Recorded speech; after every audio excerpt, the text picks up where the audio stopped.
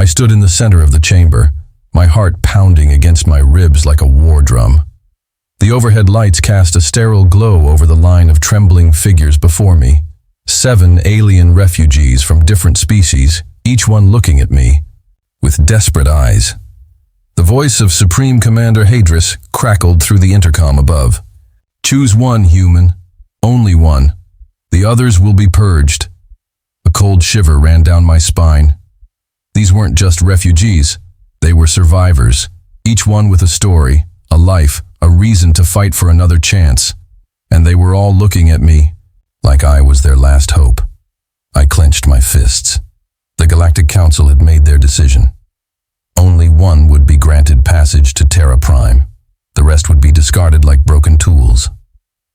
I looked at the first figure, a young woman with violet, iridescent scales running along her arms. Her kind, the Aelthari, had been nearly wiped out by the Zenkari warlords. Next to her, a child from the Makori race, his mechanical limbs twitching with barely contained fear. And so it went, one after the other. A bioengineered soldier, a healer from a dying planet, a telepath who had seen too much, each one unique, each one worthy of survival. I turned to the observation window where the Supreme Commander stood, his silver uniform immaculate, his expression unreadable. My voice came out steady. No. Silence. The weight of the word settled in the room like a thunderclap. Hadris's tone darkened. "You will comply." I straightened my back. "I refuse. I won't decide who lives and who dies." Alarms blared. The red glow of security lockdown bathed the chamber as automated sentries emerged from the walls, weapons charging. That was when I knew I had just declared war on the Galactic Council, and I was going to get them all out of here. The sentries whirred to life, their metallic limbs unfolding with eerie precision. Red laser sights locked onto me, and the synthetic voice of the security system announced, "Subject disobedience detected. Lethal force authorized." My breath came fast and shallow, but I forced myself to stay calm. The 7 refugees behind me tensed, their fear thick in the air. I wasn't just fighting for myself anymore. I was fighting for them. The first plasma bolt seared past my shoulder, close, enough that I felt the heat against my skin. Instinct kicked in. I lunged forward, grabbing a fallen guard's pulse rifle from the floor. "Get down!" I barked, squeezing the trigger. A blue-white energy burst slammed into the closest sentry, sending it crashing against the wall in a spray of sparks. The others recalibrated, adjusting their aim, but I was already moving. The Aelthari woman, Rixira, I recalled her name from the brief files, reacted first. Her violet scales shimmered as she extended her arms, and suddenly, the lights above us exploded in a flash of electricity. She's a bioelectric manipulator, I realized. Good. We'll need every edge we can get. The momentary darkness gave us cover, but we wouldn't last long. The Galactic Council's security forces were relentless. I turned to the others. "We're getting out of here. Now." The Makori child, Tovek, hesitated. "But there's no way out." A metallic clang echoed through the chamber, reinforced. Blast doors sealing shut. The only way forward was through them. I clenched my jaw. "Then we make one." A deep, guttural voice rumbled behind me. "Step aside." I turned just in time to see the massive figure of Kalor, the bioengineered soldier, push past me. His species, the Vargani, were built for war. Standing over 8 feet tall, his heavily armored body was covered in scars, his 4 arms flexing. With inhuman strength, Kalor raised both his fists and slammed them into the blast doors. The metal groaned, dented, but held, again and again. The walls trembled with each impact. Then, boom, the doors buckled outward, a jagged opening revealing the corridor beyond. Sirens blared louder. Security drones hovered toward us from the far end of the hall. I took the lead, my rifle humming. As I fired at the advancing drones, the others followed, moving as fast as they could. We were running out of time. Up ahead, a checkpoint loomed, a high-security force field blocking our exit. Beyond it, I could see the launch bay. Our only way, off this station. I grabbed Tovek's arm. "Can you hack it?" His cybernetic fingers twitched. I think so. Then do it fast." Kaelor and Rixira covered our backs while I stood beside Tovek, watching his fingers dance over the control panel. Sparks flew as he bypassed the security grid. A mechanical voice echoed overhead. "Unauthorized access detected. Auto defense." Protocol engaged. The walls split open, revealing turrets descending from the ceiling. My stomach twisted. Tovek was still working. We needed time. I looked at the last two members of our group, Sayla, the healer, and Orikan, the telepath. "Can you stop them?" I asked Orikan. His silver eyes flickered. "I can try." He closed his eyes, his entire body tensing. A pulse of unseen energy rippled through the air. The turrets hesitated, not much, but enough. Kaelor took his chance, ripping one turret from the ceiling. Sparks rained down. Then, the force field dropped. Tovek gasped. "It's open, go!" I didn't hesitate. I grabbed him and sprinted forward, leading the others through. The launch bay was just ahead, but as we ran, a new alarm blared, a deep, ominous tone that sent ice through my veins. The station's lockdown had just escalated, and worse. Standing between us and the last remaining escape ship was a squad of fully armored galactic enforcers. Their leader, a tall figure in black combat gear, stepped forward. His voice was cold, deadly. "You should have chosen, human. Now none of you will leave alive." I tightened my grip on my weapon. This wasn't over. It was only the beginning. The enforcers moved with ruthless precision, forming a blockade between us and the last remaining escape ship. Their black armor gleamed under the harsh hangar lights, each one wielding an advanced plasma rifle primed to kill. The leader stepped forward, his visor reflecting my own determined stare. "This is your last chance to surrender, human." I exhaled slowly, gripping my rifle tighter. "Not happening." He didn't hesitate. "Open fire." Chaos erupted. Bolts of plasma tore through the air, slamming into the crates and metal structures around us. I dove behind cover, narrowly avoiding a shot that would have incinerated my skull. Kaelor roared, charging forward like a force of nature. He grabbed one enforcer and crushed his rifle like paper before hurling him into another soldier. The impact sent them both crashing against a support beam. Rixira leaped onto a stack of cargo crates, her iridescent scales glowing as she raised her hands. Electricity crackled through the air. A bolt of raw energy shot from her fingertips, frying two enforcers where they stood. Orikan clenched his fists, his silver eyes burning with psychic energy. I felt the very air around us shift as he forced his way into their minds. The enforcers hesitated, their aim faltering as confusion overtook them. It wasn't enough. For every enforcer we took down, more poured into the hangar. The Galactic Council wasn't just trying to stop us. They were trying to erase us. I turned to Tovek, who was crouched behind cover, shaking. "We need that ship prepped. Can you hack into it?" His mechanical fingers twitched. I can try." "Then do it." I stood, unloading a barrage of pulse fire at the incoming wave of enforcers. Sayla crouched beside me, her hands glowing with an unnatural green light. "You're hit," she said. I glanced down. My side was scorched, blood seeping into my suit. I hadn't even felt it. Sayla pressed her hands against the wound. A strange warmth spread through me as my body began to heal at an unnatural rate. My vision cleared, the pain dulled. "You're useful," I muttered. She smirked. "I know." Kaelor ripped another enforcer's helmet off and crushed it in his bare hands. "We can't hold them forever." Rixira leaped beside me. The ship's bay. "Doors are still sealed. Even if Tovek gets the ship running, we're trapped." I swore under my breath. Then I saw it. The hangar's auxiliary control panel, mounted on the far wall. If I could get to it, I could override the lockdown and open the bay doors, but it was across open ground, and the enforcers were closing in. There was no time. I turned to Rixira. "Cover me." Her golden eyes widened. "You're insane." "Just do it."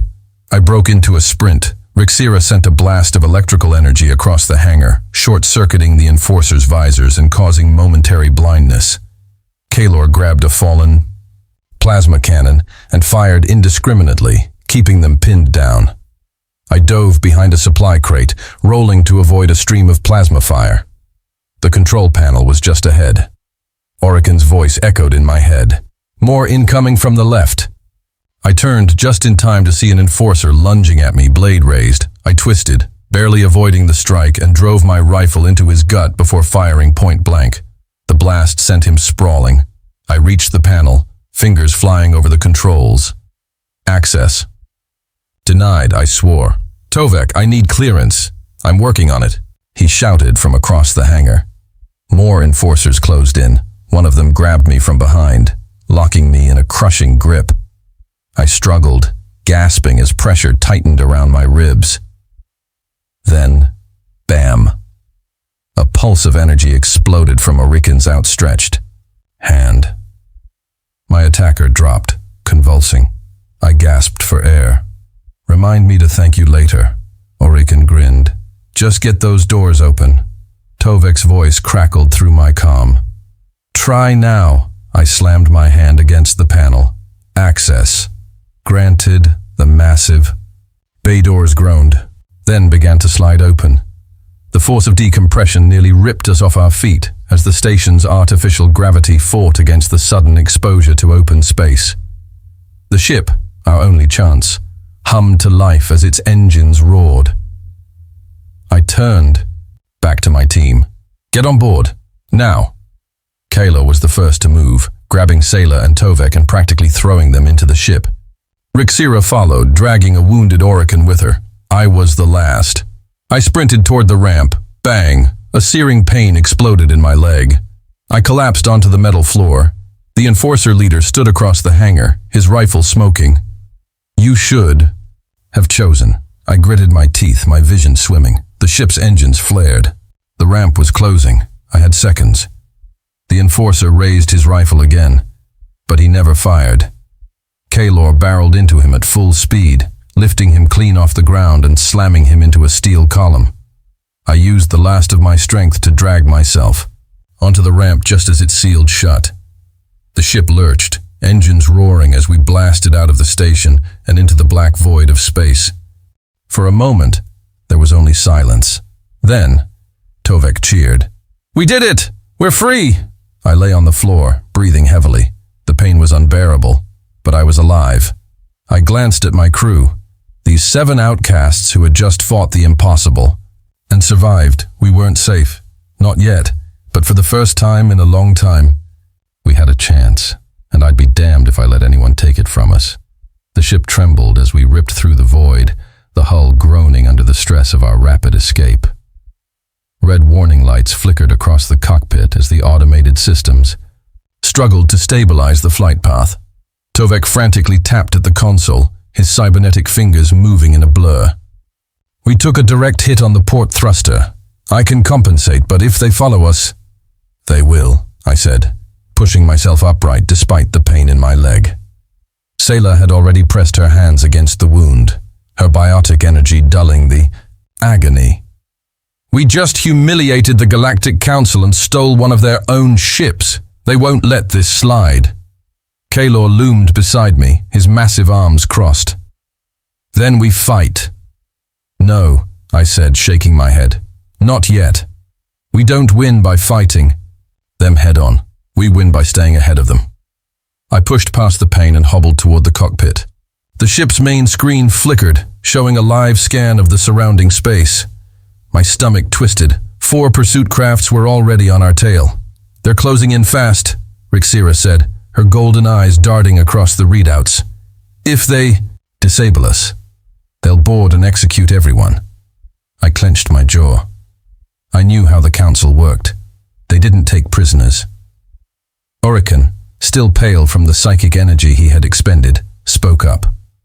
I could try to interfere with their pilots. Scramble their senses, make them miss their shots. I hesitated. How much can you handle? He exhaled sharply. Not enough to take all of them down, but I can buy us time. It wasn't much, but it was something. Do it. Orican shut his eyes, and the air around us seemed to thrum with unseen energy. I turned back to the controls. Tovek was already running. Calculations. I found a jump point, a rogue asteroid field near the gas giant Xarian 5. If we get in there, their scanners won't be able to track us. Isn't that a death trap? Sayla asked. So is staying here, I shot back. Tovek, plot. The course! He nodded, his fingers blurring over the console. Brace yourselves! I gripped the nearest seat as the engines roared to life, sending the ship into a violent roll. The starfield outside became a blur as we surged forward, dodging incoming fire. Then, the ship rocked, hard, a direct hit. Alarms screamed. Sparks rained from the ceiling. Rixira cursed. Shields are down to 32%. We won't make it if they land another hit, I gritted my teeth. Orican! The telepath trembled, his skin slick with sweat. I'm trying. Their minds, too strong. The enemy fighters were adapting, resisting his interference. I had to make a call. I lunged for the manual targeting controls. Kaylor, get on the rear cannons. The Vargani warrior gave a single nod and stomped toward the gunner's seat. The moment he settled in, the ship's external turrets roared to life. I pulled the ship into a sharp dive just as Kaylor fired. The first enemy fighter exploded in a burst of flame and debris. 3 left. Rixira's hands sparked with raw energy. I can overload their targeting systems. Briefly. Do it. She unleashed a pulse of bioelectricity, and for a split second, the pursuing ships flickered on our radar. A window. I seized the chance, sending the ship into a wild spin through the debris of the destroyed fighter. Plasma fire raked past us, but the disoriented pilots missed their shots. Kaylor fired again. Another explosion. 2 left. Tovek shouted, We're reaching the asteroid field. Hold on. I yanked the controls, pushing the ship to its limit. The hull screamed as we plunged into the dense chaos of floating rock and ice. The enemy fighters followed. A deadly game of cat and mouse began. I wove through the tumbling asteroids, each one large enough to reduce us to dust. The enemy ships struggled to keep up, dodging at the last second as the gravitational distortions threw their targeting systems into disarray. Rixira gasped. They're adapting, locking onto us again. Kaylor's deep voice rumbled. Then we make them crash. I understood immediately. I sent the ship into a controlled stall, slowing just enough to let the enemy fighters catch up. The moment they did, I veered left, right into the densest part of the asteroid belt. They tried to follow. They failed. The first fighter clipped a rogue rock, spinning out of control before smashing into an asteroid the size of a battleship. 1 left, and he was good. He adjusted quickly, weaving through the debris like a seasoned ace. Kaylor fired. The pilot dodged. He was predicting our moves. I growled in frustration. Tovek, do we have anything left? He hesitated. I can overload our reactor for one final burst, but it'll fry our secondary systems. I didn't hesitate. Do it. A deep, mechanical hum reverberated through the ship. Power surged. The cockpit lights flickered. We shot forward, like a bullet. The enemy pilot hesitated, just for a fraction of a second. Kaylor took the shot. The plasma bolt ripped through the last fighter's hull, sending it into a death spiral. We were alone. The ship shuddered, the reactor cooling down. Exhaled, slumping back. Everyone still breathing? One by one, they confirmed. Tovek groaned. We lost long-range comms. We're flying blind until I can fix it. I glanced at the darkened screen where our galactic map used to be. We had no idea where we were now. Sayla looked at me, her expression unreadable. So, what now? I inhaled, deeply. Now? I turned to the viewport, staring out at the uncharted sector of space ahead of us. Now we find a way to stop running. Silence hung thick in the cabin, broken only by the hum of failing systems and the occasional spark from damaged consoles.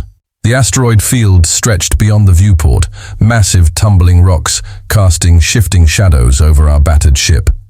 We had survived. But we weren't safe. I pushed myself upright, ignoring the searing pain in my leg. Sailor's healing had kept me from bleeding out, but the wound still burned with every movement. I had no time to rest. Tovek was hunched over the main console, his mechanical fingers flying across flickering screens. Reactors stable, but we lost our long-range scanners and comms. We're effectively lost. I exhaled slowly, dragging a hand down my face. How long until we can jump again? He shook his head. Hyperdrive's fried. We pushed it too hard in that last burst. We're dead in the water until I can reroute power. Rixira cursed under her breath. So, to summarize, we're drifting. In uncharted space, our ship is barely holding together, and the Galactic Council wants us dead. Kaelor crossed his arms, the dim emergency lights casting his towering frame in shadow. Let them come.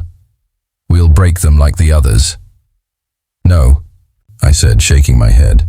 We got lucky back there. We can't keep running like this. Orican, still pale from the strain of his psychic abilities, leaned against the bulkhead. Then we need a new plan.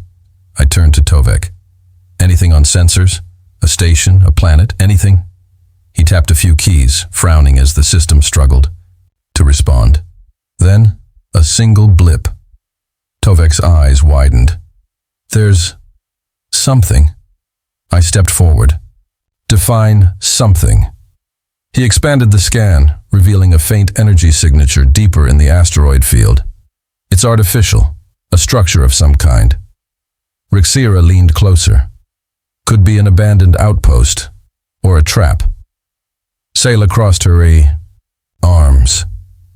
We don't have many choices. She was right. If we stayed here, the Council would eventually find us. If we went back, we were dead. This was our only shot. I made the call. Set a course. Tovek rerouted what little power we had left to the thrusters. The ship groaned as it maneuvered through the dense debris field, weaving between massive chunks of ice and rock. Minutes stretched into an hour.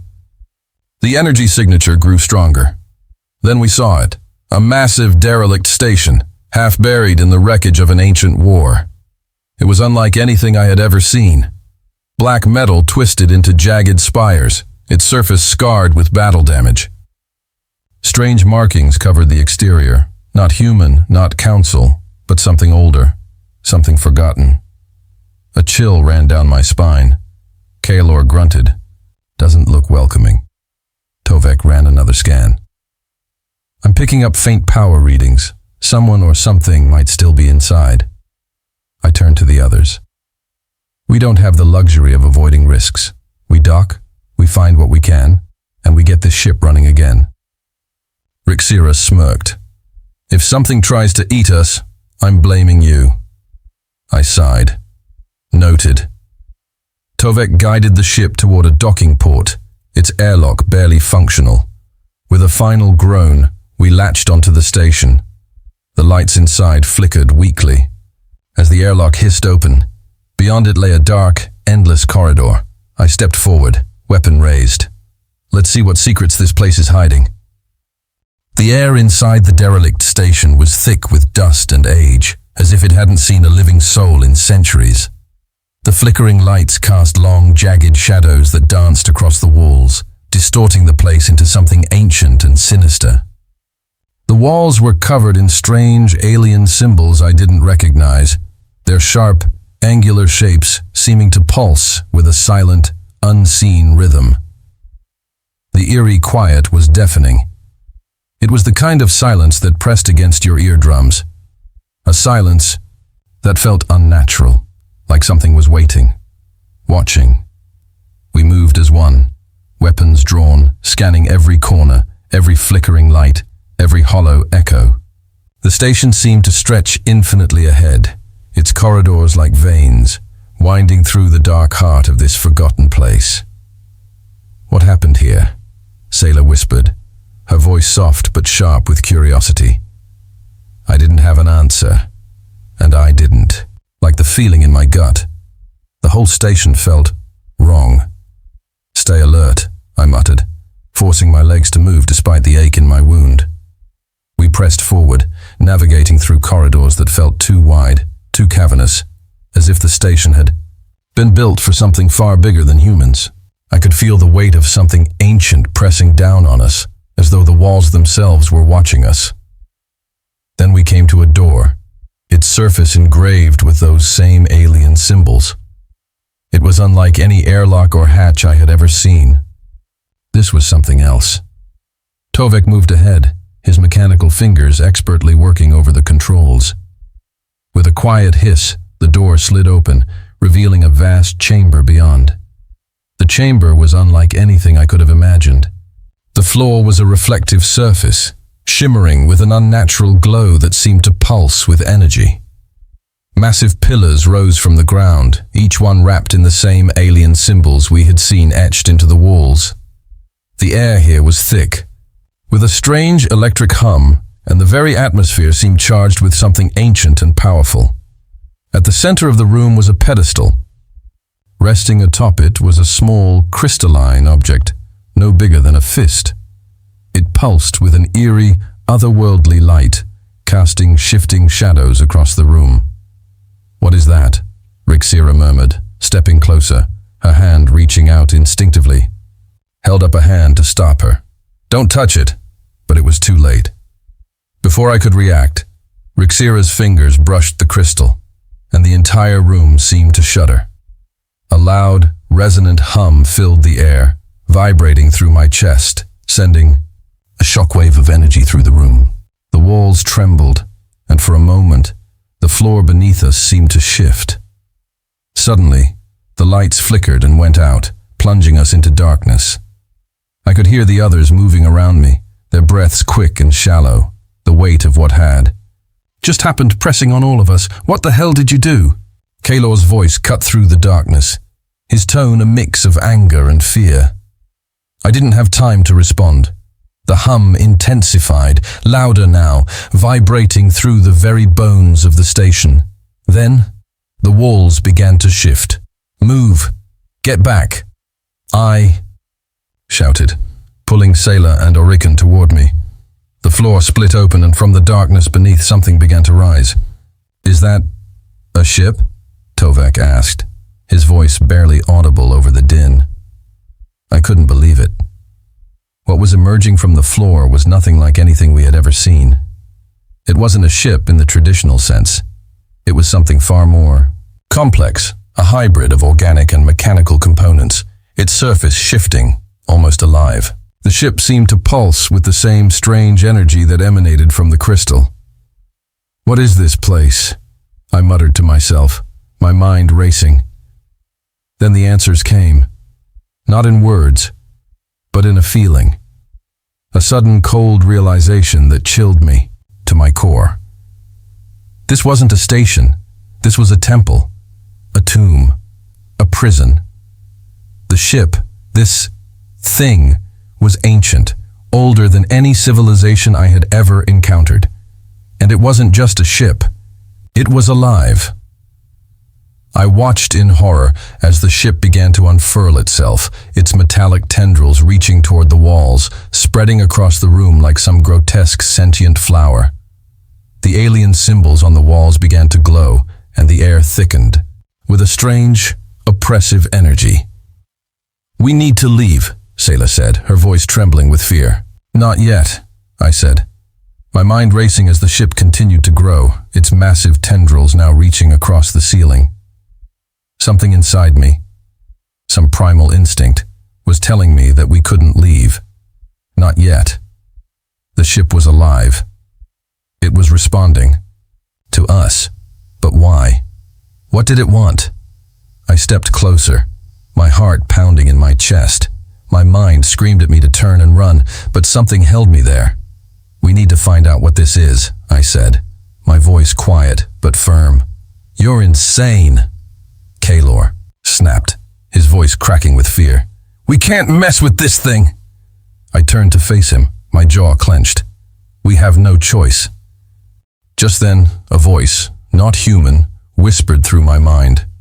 It was a song, a low, haunting melody that resonated deep within my soul. It was a call, a beckoning. I felt a pull, a connection, and I knew with a sickening certainty that whatever this ship was, it had been waiting for us. It wasn't the end. It was the beginning. The melody echoed through my mind, strange and hypnotic. It wasn't a sound I could hear with my ears, but something deeper, something primal. I could feel it in my chest, reverberating through the bones, pulling at my thoughts. Stop! Kalor's voice broke through my reverie, his large hands gripping, my arm jerking me away from the shifting mass of the ship. This is madness. Whatever that thing is, we don't understand it. I shook off his grip, but the words hit me with a chilling truth. He was right. We didn't understand it. And yet I couldn't pull myself away. The ship, or whatever it was calling to me. I need to know what it wants. My voice was barely a whisper, my hands trembling as I reached out toward the dark, pulsing core of the ship. The alien symbols on the walls shifted, the light from the crystal now illuminating them with a sinister, radiant glow. Tovek, who had been busy at the console, suddenly shouted, "I've got something! There's data streaming from the ship's core. It's some kind of ancient archive."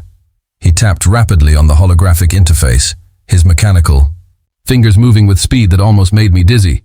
"Is it in a language we can read?" Rixira asked, her voice tight with suspicion. Tovek hesitated, staring at the data streaming in front of him. "I think I can decrypt it." Suddenly, the entire chamber shuddered. The hum of the ship intensified, and the tendrils reaching across. The walls seemed to grow, stretching further, intertwining with each other like vines. A sickening realization hit me. The ship was alive, yes, but it wasn't just alive. It was awakening. The realization hit like a punch to the gut. Whatever had kept it dormant for centuries, whatever force had bound it here, was unraveling. And now, the ship was alive. Aware. We need to move. Now. Rixira's voice was low, filled with urgency. But I couldn't tear my eyes away. The ship was waking up, and something deep inside me told me I was meant to be here. The alien archive flickered on the screen in front of Tovek, its contents finally taking form. Words, symbols that had once been indecipherable, began to align, slowly but steadily, until the message was clear. The chosen will awaken the vessel. The words sent a chill down my spine. I turned to Orican, his face drained of color as he gripped the console, trying to focus through the strain. "What does this mean?" I demanded, my voice shaky. Orican, despite his psychic exhaustion, managed to speak. "The chosen. It's a designation, a prophecy. This ship, it's not just a vessel. It's a weapon." The word weapon hit me like a ton of bricks. "A weapon?" I repeated, my mind racing. "A weapon for what? And why us?" Tovek continued to decrypt the data, his brow furrowed. "There's more. The ship's AI is activating. It's a battleship, designed for a conflict long forgotten." A cold sweat broke out on my forehead. I stepped back, my pulse hammering in my ears. "For who?" Tovek paused, his eyes widening as the last of the data came through. "For us." I felt my knees go weak. "What?" "The ship's creators, an ancient race long gone, designed it for those they deemed worthy, the chosen. But it wasn't meant for us, humans. It was meant for whoever they thought could wield its power." I stared at him, confused and overwhelmed. "But we're not—" "No," Tovek interrupted, his voice grim. "We're not. But that doesn't matter anymore.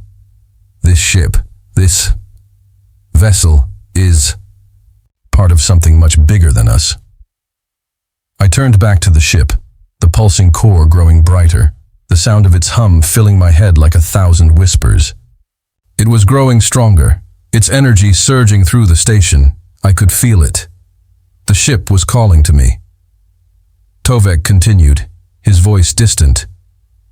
It was built for a war, the war that destroyed their civilization. They knew it was coming. They knew their time was up. But they left behind something worse. Suddenly the walls began to tremble. The ground beneath our feet shook violently, and the air became thick with static. The ship's tendrils were moving faster now, thrumming with energy. The lights flickered wildly as a strange, otherworldly sound filled the air. It was as though the ship itself was screaming, an ancient, deafening cry of desperation. "We need to leave, now!" Rixira screamed, her eyes wide with terror. I turned to her, my body paralyzed, but my mind alive with the truth. The ship had awakened.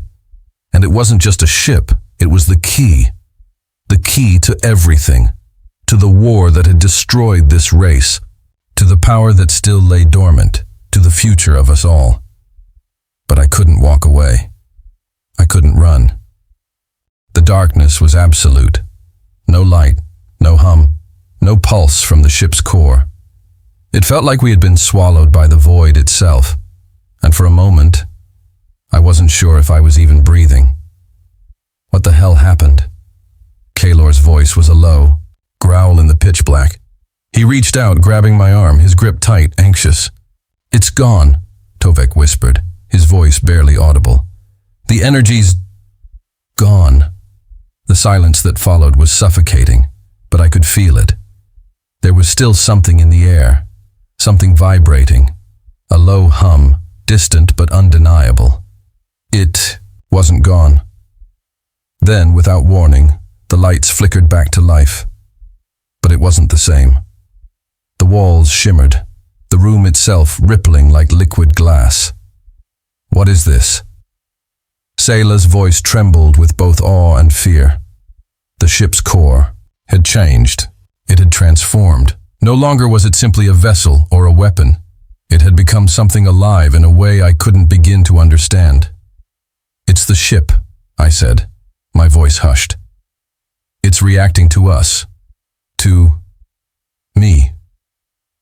Suddenly, the tendrils of the ship's structure moved toward us, unfurling like some giant cosmic flower. It was both beautiful and terrifying. As they reached out, I felt a deep, primal pull, a connection to something ancient and unfathomable. I stepped forward, drawn to it, the hum of the ship resonating in my chest. The others stood frozen, too afraid to move. But I couldn't stop myself. I reached out, my fingers brushing against one of the tendrils. The moment I touched it, a surge of energy shot through me. It was like an electric current, a flood of power. And suddenly I was seeing everything. I wasn't just seeing the ship. I was seeing its history. Visions flashed before my eyes. The alien race that had built this vessel. Their civilization in its prime, the war that destroyed them, and the twisted, monstrous beings they had fought against. The war had been brutal, but it wasn't just a war of power. It was a war for survival. A battle between two ancient races, one of destruction and the other of creation. But there was something more, a secret. The ship wasn't just built for battle.